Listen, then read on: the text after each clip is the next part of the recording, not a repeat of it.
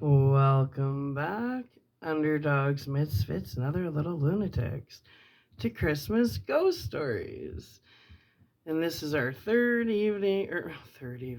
It is the third evening, well, morning. We just hit past 5 a.m. I'm a night owl. Anyways, I like to read 3 stories a night of these short stories, so we're getting into the short story, not of the night, of whatever you want to call it. Early morning reading session with Sarah. Anyway, story number 9, an Edinburgh ghost story. Ooh. Let's see, come closer. Let's get into this. All right, an Edinburgh ghost story. Ooh. I went to the window and pulled back the net curtain. Uh, the cat. No. No. Let's see if I can work under pressure. An Edinburgh ghost story. I went to the window and pulled back the net curtain of my upstairs consulting room to look down on George Street. The sky was white gray and threatening snow. Snow was seasonal, I suppose, as it was Christmas Eve, and I had no need to have been working, but I lived above the consulting rooms. So, sitting at my desk reading an old copy of Scottish obstetrics journal was preferable to whiling away the day alone. Knowing I would be there, Joan, my secretary, had come into work too, though we had no patients booked in. I had already decided to let her go soon today so she could get back to her family and prepare for the celebrations they would have in store for Christmas Day. From the window, I watched the people and cars on the street. Among the traffic, a rag and bone man rattled by on his horse drawn cart, shouting out, "Any old iron, rags and bones." From the scene below, you wouldn't know there was a war on, but there was, even though it was far away. It was Christmas 1943, and so far there was no end to the conflict in sight. I stepped away from the window and went over to the fire. The coals in the black grate glowed and gave off welcome warmth on that cold day as I stirred them with the heavy iron poker. Fire poked, I sat.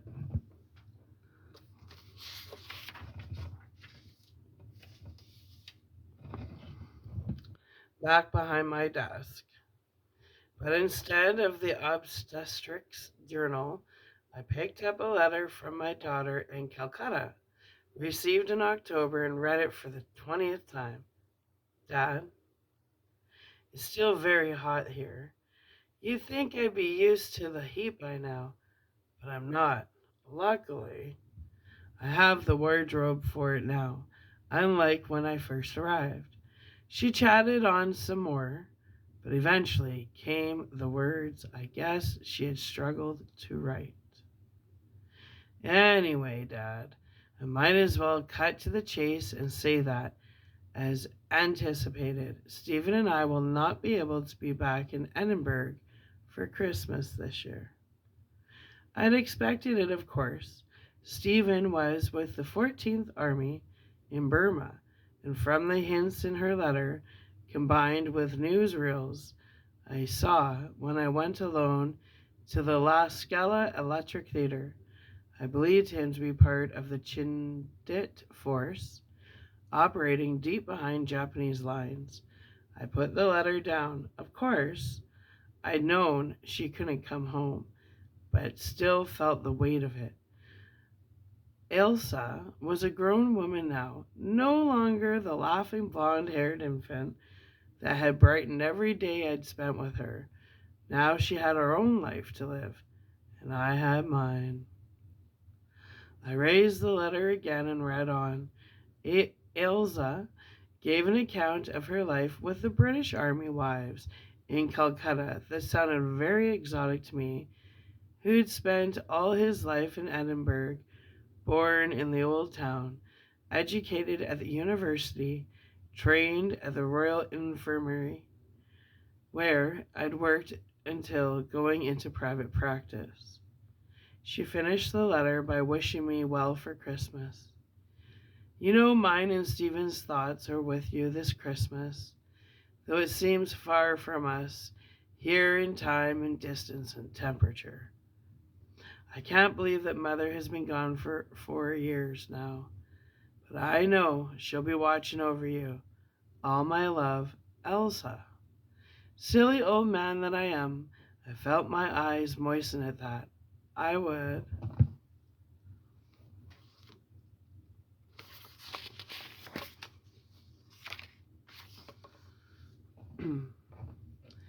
Never get used to my wife not being here.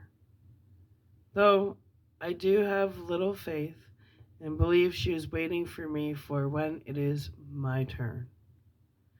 I put the letter down, such a kind, thoughtful girl, my Elsa, and both sad and ironic that I know the thing she wants most is a child, but cannot seem to conceive, even with her father apparently the Scottish expert on childbirth and pregnancy. There was a knock at the door, and Joan popped her head around. Are you all right in there, Dr. Craig? Would you like a wee cup of tea? I smiled. That would be lovely, Joan. I sat, lost my thoughts, until Joan brought me the tea in the willow patterned blue china cup and saucer and placed it on my desk, hesitating there a second until I said, You get yourself away now, Joan. Your family will be waiting for you. This was the ritual for the past 3 years. Though, of course, Elsa and Stephen had been here last year and I hadn't been left alone. She paused as if worrying I would be lonely, but her family responsibilities called her. Looking away, she said, Well, I do have things to do yet. It's a busy time for women, Dr. Craig. I smiled. Indeed, Joan. I have been told that many times over the years. She nodded, then stepped out of the room, returning with a small present, wrapped in red and blue paper and tied with a golden ribbon, just a little something. I'd given her a Christmas box with her wages and a card. I took the gift from her and said thank you. She gave an apologetic shrug. It's nothing much, then laughed. It's hard to buy a present for the man who has everything. I considered the parcel and gave it a squeeze. It was soft, probably socks or perhaps a tie. The man who had everything. She was right. I had enough money to buy myself what I wanted. Though I didn't want much these days, except the past, and I couldn't have that back. And then our brief conversation was done. I thought I caught a look in her eye, maybe a pity, that I would spend Christmas on my own. But plenty of people had it worse than me. I was fortunate in my nice house on George Street with a job I loved. I could have retired, but what would I do with my time? Take up fly fishing? When she gone, I gave up all pretense of work and sat in my chair, looking out the window, warmed by the orange coals in my book-lined room. The sky darkened, and the first flakes of snow fell as the temperature dropped. They drifted down like so much confetti, or the dropped feathers from the wings of angels. I thought of Stephen far away in the boiling jungle, and Elsa waiting for him in the wives' club in Calcutta. No snow for them. Then I thought of my Emily and the happy years we'd spent together. She was gone, but I didn't regret anything in the closing years of my own life. I've been lucky. I've been happy. And then I thought I saw something out of the corner of my eye. I jerked my head around, but there was no one there. Even so, I had the impression of a woman, and though I hadn't seen her clearly, I could have sworn it was Elsa, dressed in a white linen dress, more appropriate for the Indian heat than the Scottish cold. I stared at the space for a minute before telling myself what an idiot I was seeing things that weren't there. After all, I was a doctor, a scientist even. I dealt with reality and the physical, not visions or imaginings. My stare confirmed it. There was nothing there. My mind settled, and my attention turned to the thickening snow outside. I sat for half an hour or so, thinking nothing much, the strange feeling engendered in me by the imaginary woman gradually fading until the telephone rang. The noise was so unexpected after the hush of the afternoon that, at first, I stared at it on its cradle, as if not knowing what was expected of me. Finally, I shook off the thoughts that had occupied me and picked it up. Dr. John Craig, I answered. Ah, Dr. Craig, it's Major Atkinson here up at the castle. I knew his voice, of course. He telephoned more than most, always on behalf of his wife. His tone was almost apologetic as he said, "It's Maisie again. She's not feeling well." Maisie, his pregnant wife, was a coddled hypochondriac of 24 years of age. She had treated her pregnancy as a serious illness. From the day she first found out, I felt a sigh building, but stifled it. One needs to remain professional. Major Atkinson was a decent man, trying to do his best. She's worried about that. I heard him describe Maisie's anxieties. But he was probably worried too. She was such a highly strung young woman that she would be worried that she was going to die or that her baby was going to die, even though she was in perfect health. Finally, he said, I just wondered if you could come up. I know the weather is atrocious. I glanced out the window and saw the snow was as thick as goose down, now in the light of day nearly gone. I said, of course, I'll come, Major Atkinson. All the way up to the castle, he sounded apologetic, but I really appreciate it. Can I send a driver? It wasn't far. After half a mile, I was even looking forward to the snow and the cold after stirring in the office all day. I said, don't worry, I'll walk. The fresh air will do me good. Thank you, doctor. Then I paused. But please hurry. Of course. I could tell he'd rather I'd gone by car, but by the time the driver got here and we negotiated our way through the trams and last-minute Christmas shoppers on Princess Street, I'd be quicker walking. And even I wasn't, I was doing him and his wife a favor, and I was 100% certain there was nothing wrong with her anyway, so this part at least could be on my terms. I pulled my black woolen overcoat, hat, scarf, and took my bag. I was very proud of my shiny new doctor's bag. It had been a birthday present from Elsa and Stephen. I had mislaid my gloves somewhere, so went out with bare hands. As I left the room, I heard the ticking of the grandfather clock and the hissing of coals for him. I hurried downstairs into the entrance hall, which was noticeably colder, and then the comforts at home were snuffed out as the front door closed and the cold Edinburgh air hit me. The snow felt wet on my face as I stepped out. Already an inch or so had laid on the pavement, and it crunched under my black shoes as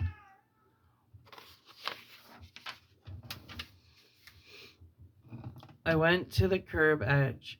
Cars and trams drove by while I waited for a gap in the traffic before crossing George Street. Once over the street, I walked down the hill to Princess Street, running right left in front of me. If it hadn't been wartime, Princess Street would be strung with Christmas lights, but the Germans had bombed the city and so no lights were allowed. There were lights in the shops, though, and the steamed up windows glistened with tinsel and gaily colored paper chains, reminding us of all the blessings of the season while we waited for the war to end.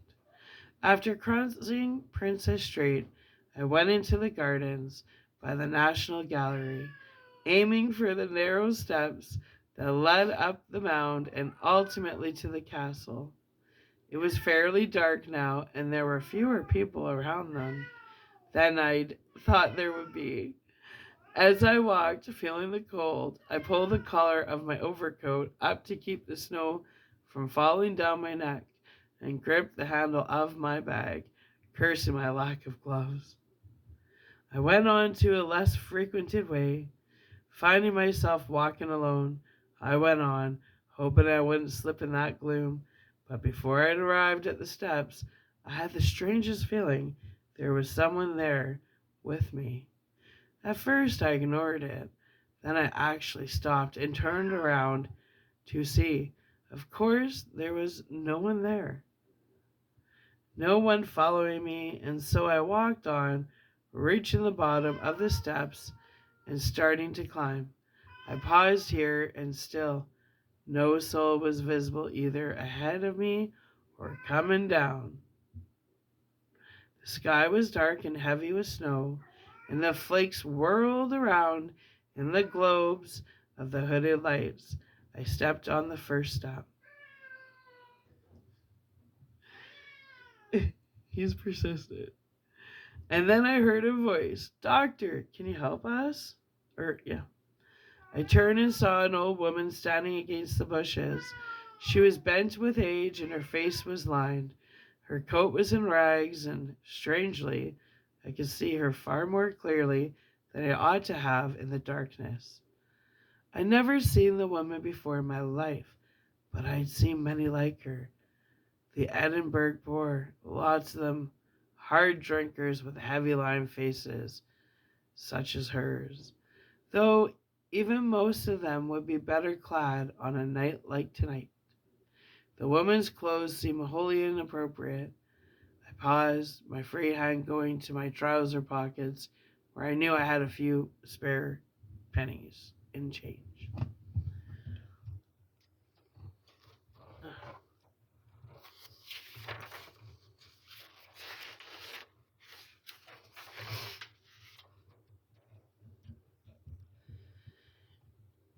She raised a hand. Not money, doctor. I narrowed my eyes. How do you know I'm a doctor? She ignored my question and spoke urgently, as if she had no time for anything else. But this message she must give me, she said.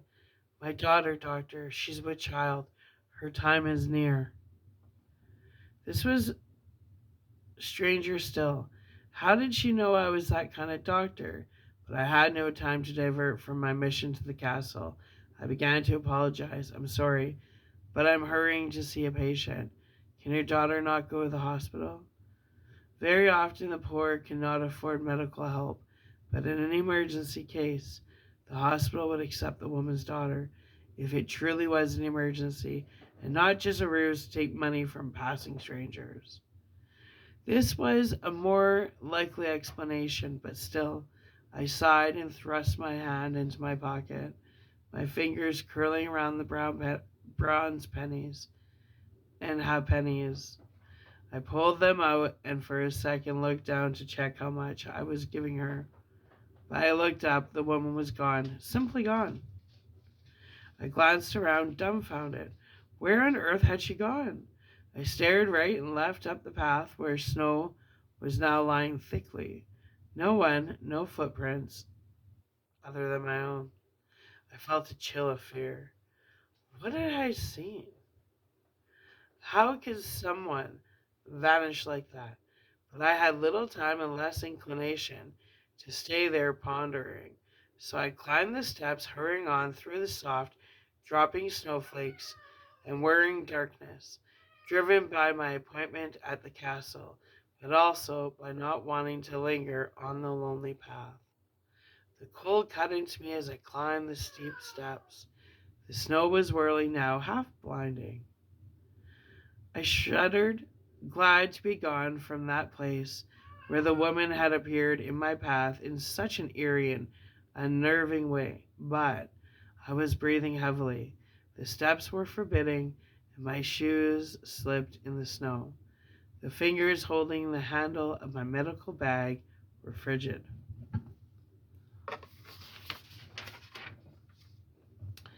Eventually, I reached the top of Playfair steps and came in onto Mount Place. An army vehicle had turned up the steep slope and was struggling in the snow, the wheels spinning and throwing up slush. The engine whined, the lights cutting through the snow and dark. But he was going nowhere. I passed by as the soldier got out, cursing his stuck motor. He ignored me as I hurried, passing under the row of high, dour sandstone buildings that watch over Edinburgh like cold-hearted perfects. Truth be told, I could hardly see them in the weather, but I knew they were there. The ancient forms of the city, normally a familiar and reassuring presence, now seemed to whisper of ghosts and secrets. He's so persistent. He will not win. He's mad. Frozen and wishing I had not offered to come and see the Major's silly wife on such a night, and Christmas Eve too, when I should have been at home with my sherry, my fire, and my book. I climbed the slope of Ramsay Lane. I was alone here. No one else was foolish enough to venture out. As I walked, my feet trudging in the snow, I fancied I heard voices. What an odd night this was turning out to be. Voices heard in the wind, half familiar, half stranger. I rubbed my brow with 3 cold fingers of my free hand, as if to erase such fancies, and walked on. The minutes seemed like hours, but at length I turned on to the deserted Royal Mile. I say deserted, but I could hardly see in front of my face to confirm that. But who would venture out in such a storm? The snow was deep, covering my shoes. The esplanade before the castle, normally so wide and splendid, wasn't visible and could have been anywhere. As I shivered and trudged on, I could as well have been walking through the remote highlands where no one lived. And then I reached the castle gate. I found 2 soldiers there, standing the sentry boxes that flanked the entrance, stamping to keep warm. Electric light bulbs gave some illumination to the scene, and I saw they were the long gray greatcoats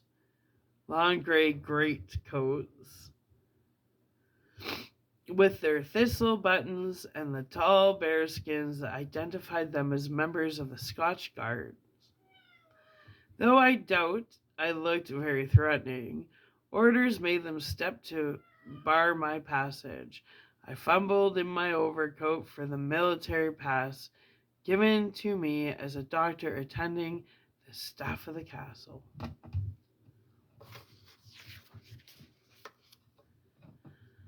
The one on the right took the pass and read it in the electric light.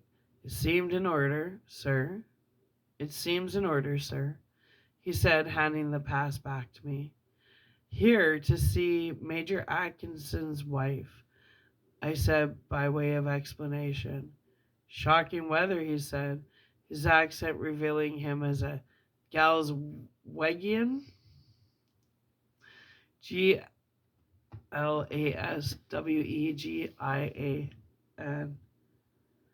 Indeed, but very seasonal. We exchanged pleasantries. How long before you finish? I said to them both. I didn't want to linger in the weather, but they deserve some civility. Not soon enough, said the other, a borderer from Dumfries or somewhere down there, and with that they let me pass, opening the small door in the heavy gate that led into the castle. Even passing through the gate, I was not inside, but I had been there before and knew my way to the officers' quarters. Major Atkinson's Batman greeted me and led me to their rooms, taking my snow-caked overcoat and hat. You need some gloves, sir, he said. You're not wrong. I lost them, you see. From his smile, Major Atkinson was glad to see me. He shook my hand and led me through to the bedroom where his wife lay. Good evening, Doctor, she said dramatically. She lay in bed in her white nightdress, with her arm thrown across her brow like an actress in a silent film. I can totally picture it. Major Atkinson stood embarrassed, shifting from foot to foot until he finally said, It'll be next door. I'll be next door. I smiled and he laughed.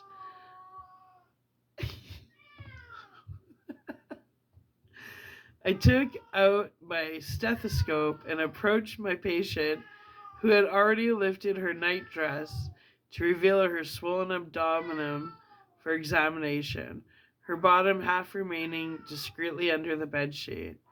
I know from experience that patients like Maisie need to be treated with great thoroughness. It is not sufficient to do a proper examination. They must see that you're doing one. Not for them, the quick and efficient. They want the whole show. But the good thing is that this is enough to quiet their anxiety in most cases. With that in mind, I fussed and pressed and listened and moved my stethoscope and pressed and listened again. The fetal heartbeat was normal. Maisie's blood pressure was normal, and there was nothing of concern that I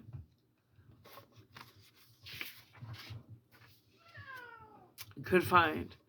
Despite that, I asked her carefully about her symptoms, which, when recounted, were vague. I asked when the discomfort came on. Did anything bring it on or make it worse? How tolerable was it? Etc. And she answered with big blinking eyes. And then, as I watched her tell me how she felt and saw the flutter in her eyes, it occurred to me that she was a very young woman and this was her first baby. She was simply frightened. Her soldier husband had no experience with children either, and what they needed was for me to reassure them that things were going well. When I was done, I invited Major Atkinson in and said, I've thoroughly examined Maisie. I looked to her for confirmation, and she nodded, yes, thoroughly. I continued, and I can find nothing wrong. In fact, both mother and baby seem very healthy. Relief washed over his face, and he broke into a smile. Thank you so much, Doctor. I felt so guilty asking you to come on such a terrible night. I waved away his concerns. It's my job. I don't mind at all, I said, telling less than the truth. The least I can do is offer you a whiskey. As a Scot, I presume you like whiskey? I was about to say I preferred sherry, when I thought a whiskey wouldn't harm me. It might even fortify me against the cold I was shortly to venture out into again. No one was waiting for me at home, so I could spare a minute or two to warm up with his company. So I nodded, and Major Atkinson and I retired to what served as their parlor, leaving Maisie to sleep, her anxiety relieved by my visit. We sat in the old leather seats either side of his warming fire, and he poured me a Glensmorangie. I butchered that one. Glenmorangie. Handing me the glass, he said, "Do you have children yourself?" I nodded and took a sip. When the burning liquid had made its way down my throat, I said, "A daughter. She's in India." He frowned. "A long way, but at least you won't be worried about her fighting." Then he had a thought. "Is she married?" I said, "Her husband is with the Chindits in Burma."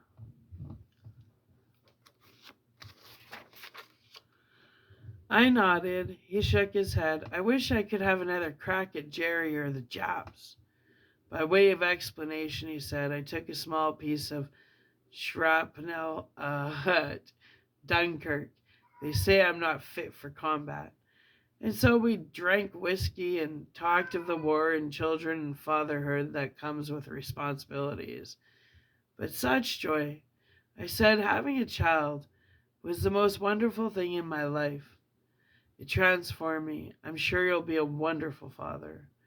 A foolish smile came over his face. Both fluttered and scared, I knocked back my whiskey. No point putting off my journey any longer. I bade Major Atkinson farewell, and his Batman brought me my hat and coat. Both were damp, but had been warmed through by being placed on a radiator. That was kind of him. "You take care there, Doctor," the Batman said with a smile. There was something in his voice that made me ask, "Care? Why?" I put my arm in the coat as he held it out. He grinned. "They say the ghost has been seen again."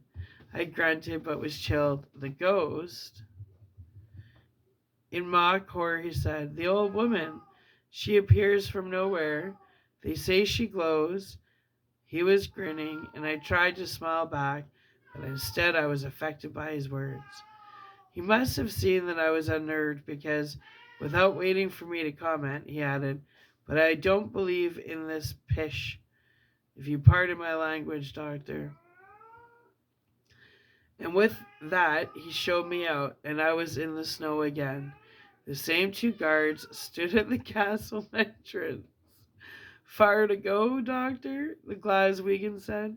I shrugged. "Just down to the new town."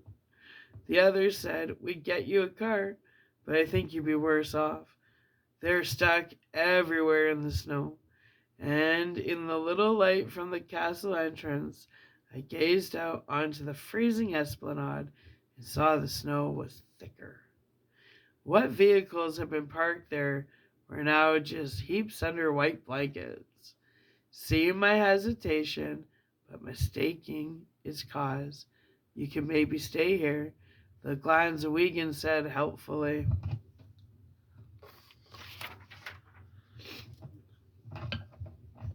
I shook my head. "No, I'd rather get home." He nodded. "Aye, you'll have family waiting for you on Christmas Eve." Even though it was not true, I smiled and waved. The Glaswegian called after me, "Merry Christmas, Doctor." As I walked away from them, my foot crunching into snow, the others shouted, "I hope all your wishes come true." My only wish now was to be home immediately, and within half an hour I would be. As I stepped into the dark, snowflakes lashing at my face, I could hardly see in front of me and navigated by memory rather than sight. It was all nerves. Trying to shake myself sensible, I cursed my stupidity. I knew why. It was only my odd encounter, which certainly must have an explanation, and then the Batman's jokery referencing a ghost. But as I walked in that howling, sightless white, fear possessed me. An ancient fear of the dark and the winter and familiar places made strange, even in this city that had always been my home. I walked onwards and met no one, my head turned against the weather, but I peered into the dark, all the time fearful that the woman would come back. Irrational, ridiculous fears that the woman would indeed come back, and she wanted something from me. Walking on, I passed the entrance to Ramsay Lane on my left, but I didn't take it, telling myself that it was because it was steep and I might slip, but knowing it was really because it was lonely and she might be there. Ooh. So instead, I walked down the Royal Mile, a longer way round. Because of the blackout, all unnecessary lights had been removed, so German bombers wouldn't be able to see the city from above. I trod my way carefully down the Royal Mile, all the time conscious I needed to cut left and make my way down the hill, but not wanting to take any narrow, lonely way for fear or whom I'd meet. The snow was bad. I passed the odd pub, but even they had blackout curtains drawn, and any cheer that was within stayed within. I knew the city so well, but even so, after moments of walking, I became disoriented in the whirling dark. I couldn't see, so I trusted I was going to the right. I was heading downhill at least and looking for any broad way I could take left. At the very least, I would get to Bank Street and be able to descend from there, even though it put me past where I wanted to be and would add distance to my walk. But it would be broad and I would pass pubs and restaurants and possibly people on the way. But then I became truly lost. The city was my city no longer, and I did not know where I was. I felt my throat tighten. I felt my heart faster. I tried to keep it at bay, but fear spread through me like a weed. I walked rapidly and less carefully and slipped more, still gripping the handle of my bag even though my fingers were cold as dead bone. I felt her before I saw her.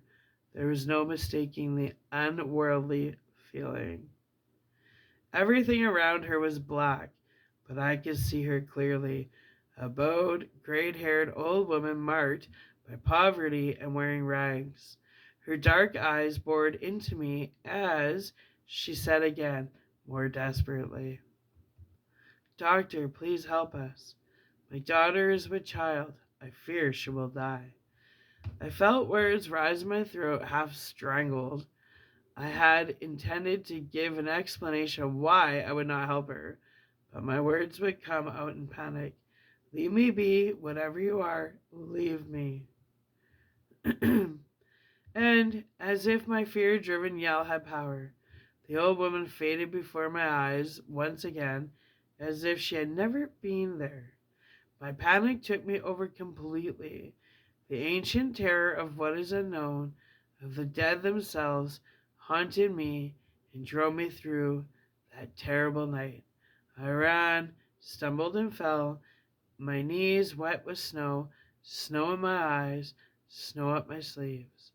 Once I dropped my doctor's bag and fumbled for it, losing it in the dark in my fear, but finding it again, scrambling for it, icy fingers grabbing for the hard handle, then standing, running, slipping, and almost falling again. I didn't know where I was. The place looked like Edinburgh of centuries previously. I despaired of finding any familiar street. If I came across a public house this time, I would go in and stand there, ordering a drink and then another, and waiting by the fire until my fear left me. But I found no such place. I, I was as if totally alone in the city, having nowhere to go. Cold and fearful I would fall and die of hypothermia on that terrible night. I walked and slipped on, planting each foot in front of me and forcing myself onward. Then to my left there was a wide entrance to a close. I cowered away from that infernal mouth for fear of what might jump out and grab me, but in doing so, I skidded off the buried curb edge and started to tumble. I threw out my arms to keep balance, but that only twisted me and my doctor's bag went flying. My fingers had been so cold I couldn't keep a grip on it. I cursed my foolishness at losing my gloves. If I had had them, my fingers would have been warmer and able to grip, but it was no matter now. The bag was vanished. Rising from my knee, I couldn't see the bag anywhere. It had been any other bag. I might have left it there unsearched for and come back another time when the snow and the dark was gone.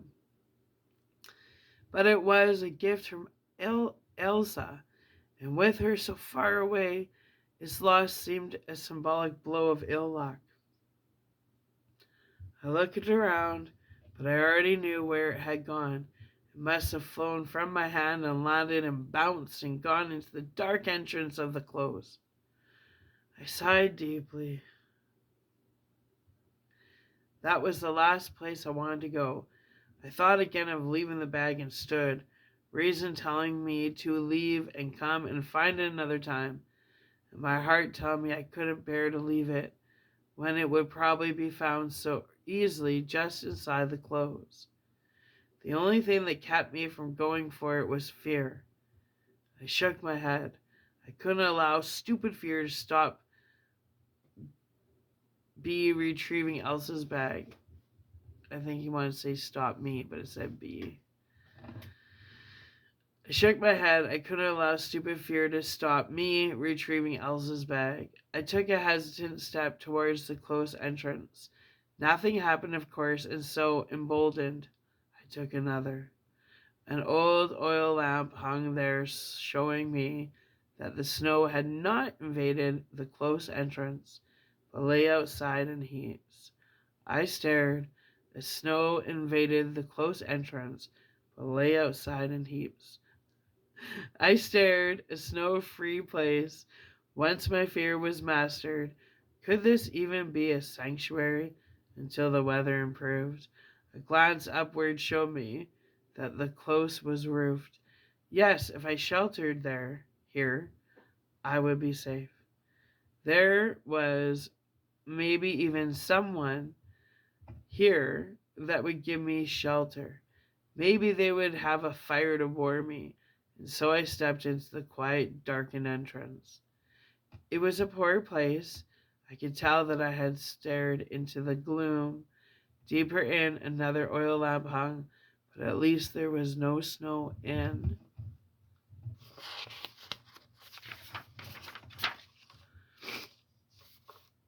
Here, and it was surely warmer than it should have been. I knew these closes of old. They were mostly gone now, knocked down or closed up, but in my boyhood, many had still existed. They had been the abodes of the poor, tenements where the impoverished lived piled upon each other, crowded in their hovels. Yes, this was a downtrodden, ramshackle place, but at least it was shelter on the coldest of Christmas Eves. I stood in the gloom there, waiting for someone to appear, but no one came. I looked around for my bag, but couldn't see in the shadows. Maybe I had been mistaken about where it had gone. Anyone living here was shuttered behind the wooden boards put up at their windows to keep out the drafts. I stood the month I I stood the mouth of the close, staring into the dark of trying to find my bag. Outside was the Royal Mile, though it didn't look like it through the hellish blizzard. It didn't look like modern Edinburgh at all. Still, without finding the bag, I started to shiver violently. I was freezing where I stood, and tempted to venture further in, where there would be more shelter, and maybe a degree or two more warm. But the meetings of the night had spooked me, and I was fearful, and instead of venturing in, I stood staring at the snow, hoping someone would go past. Someone with a light that would show me where my bag was. Then I could tag along with them and their light until I found some familiar place and got my bearings. But no one went past, and there was no vehicle that could get through that. A noise came from the darkness. Startled, I stared into the dark throat of the clothes and searched for the origin of the noise. At first I saw nothing. Then deep within the shadows, someone moved. I stared at the movement, but then I tried to calm myself.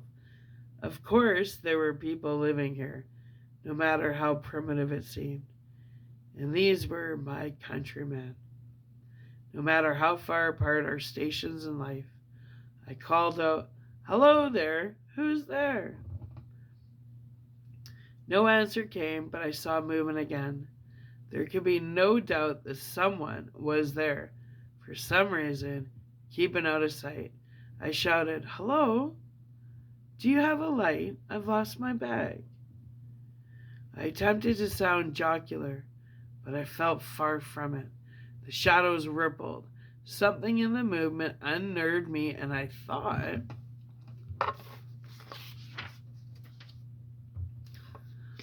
again of the woman who appeared to me twice already that night.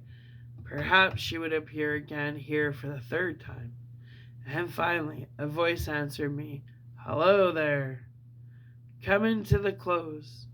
The words echoed in the darkness, and at first I could not tell whether man or woman had spoken them. I hesitated, then called back, "Do you have a fire?" The voice spoke back, this time clearly a woman, and a voice I knew. It was as if she had at first veiled herself and was now revealed. My heart thumped as the old woman called back, "Come, doctor. My daughter is with child. She will die if you do not help her." She emerged from the shadows that ruffled as if she was stepping out of water dyed with ink, or a wind rippled sheets of black silk. Standing now in plain sight, it was the same old woman in the close's gloom, a strange light illuminating her even though she held no lantern. Fear rose, and I edged back out towards the snow and the wind. She shook her head as she watched me move away. "All of you have deserted us, all down the years, for we are mean and poor and beneath the contempt of folk such as you." I tried to reply that I was not like that I was a good man, but my mouth was dry and my tongue stuck on the words. I shuddered from cold and from fear. Then, like a rabbit suddenly released from a trap, I turned and stepped away to the close's opening, and the snow attacked me again, taking away my breath. I was almost free of her. One more step would take me from the close, and somehow I knew she would not appear for a time if I left her now. Then, from over my shoulder, I heard, "You swore an oath, doctor. Once long ago, when you were a young man, you swore to preserve life." Her words stopped me. Tension like a knife twisted in my chest. I wanted to flee, but what she said stuck true. On the edge of white snow and black stone, between leaving and staying, pity rose up and contended with terror. She was right. As a medical student at the university, I had sworn the Hippocratic oath. All doctors did. This was too strange, too awful. The dilemma, this desperation was not mine. I had to go to preserve my sanity. I turned to step again into the blizzard, but could not resist watching her as I prepared to go. Her old eyes were full of content. "I thought you were a good man, doctor, but I was wrong. Let my daughter die. Go keep your Christmas Eve alone. Alone, but instead of self pity that I would spend Christmas Eve alone, her words brought memory of family ties and the bonds of love and loyalty that it cannot be broken, even over the miles to India or beyond the doors of death. And I faltered. I held myself in contempt for having thought this was only a trick to defraud me. Now I half believed the old woman, whatever unnatural creature she was. Perhaps she did have a daughter. Perhaps her daughter would die.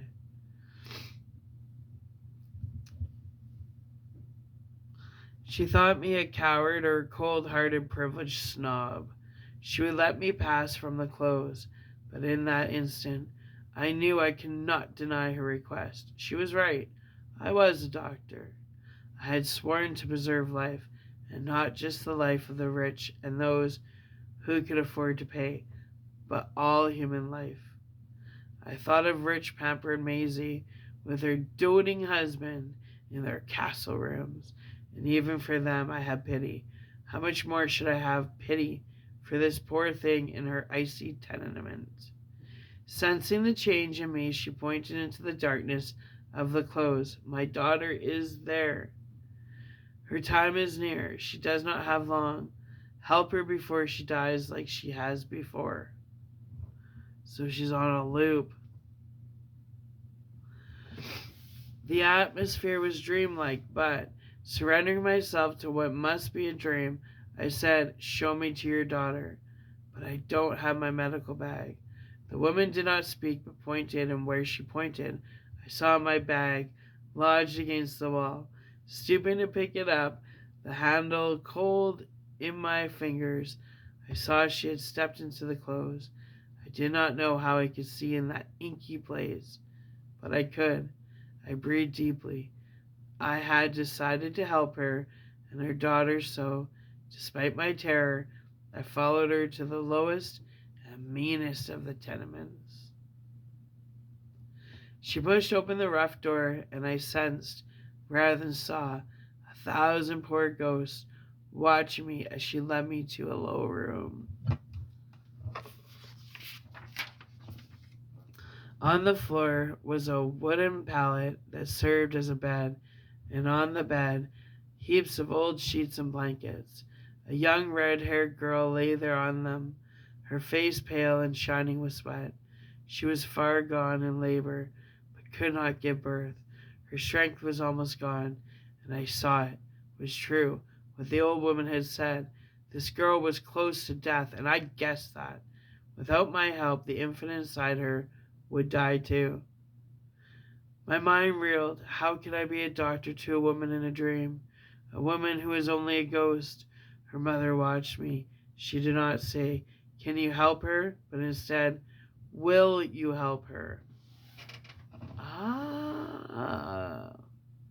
So I nodded. I set down my bag and opened it, taking out my stethoscope. I listened to the mother's heart. It beat fast, like a trapped animal, but I could tell it was weakened and very weary and would soon give in. The baby was twisted breechwise in the birth canal. Years of experience came to my aid, and with the instruments in my bag and my own hands, I managed to turn the baby. Sensing it had come free, the young woman pushed again, and the child was born with a cold wail. Instinctively, I checked my pocket watch to find the hour of its birth and saw that it was after midnight. Another child had been born on Christmas Day. In the early hours, in the dark heart of the year, poor as the one we commemorate, and born in such a lowly and mean place as he was. Thank you, doctor. The old woman said, I have a memory of her showing me out of the tenement and into the close, but it is vague and ill-defined. I did not fully feel myself again until I stood outside the entrance to Mary King's close. The snow had died down, and only a few flakes fluttered now. The close had parted, and riding here, there, in the cold gray sky, was a quicksilver moon shining down on Christmas Day. I knew where I was now, and so I made my way down the Royal Mile to Cockburn Street and over Waverley Bridge and home. The moon shone down on the snow. The shadows were icky black. But where the moonlight touched, everything was bright and illuminated in silver. A few revelers wandered homeward or to late night parties. A couple of men wished me Merry Christmas.